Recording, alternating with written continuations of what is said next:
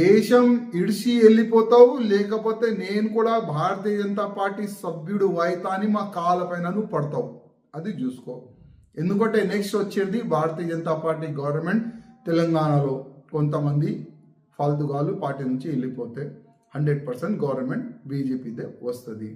అదేవిధంగా యోగి గారు ఒక మంచి మాట అన్నారు, జుమ్మెకి నమాజ్ మీరు ఇంట్లోనే చదువుకోండి, ఒక్క దినమే మా రిక్వెస్ట్ అని యోగి గారు అన్నారు. దానిపైన నువ్వు ఏమంటావు? ఇప్పుడు యోగి నేర్పిస్తారా నమాజ్ ఎక్కడ చదువుకోవాలి అని నువ్వు కామెంట్ చేస్తున్నావు. బుద్ధి లేని ఓవేసి, నువ్వు కొద్దిగా ఆలోచన చేసినావా యోగి గారు ఆ మాట ఎందుకన్నారని? యోగి గారి ఆలోచన ఏ విధంగా ఉందంటే, ఎక్కడ కూడా కమ్యూనల్ వైలెన్స్ కాకూడదు.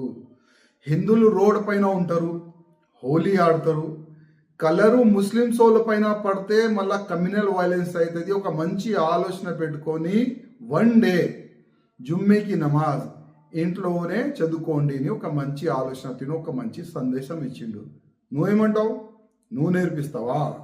అంటే భారతదేశంలో అందరు మంచిగా ఉండాలి అని నువ్వు ఆలోచన లేదా?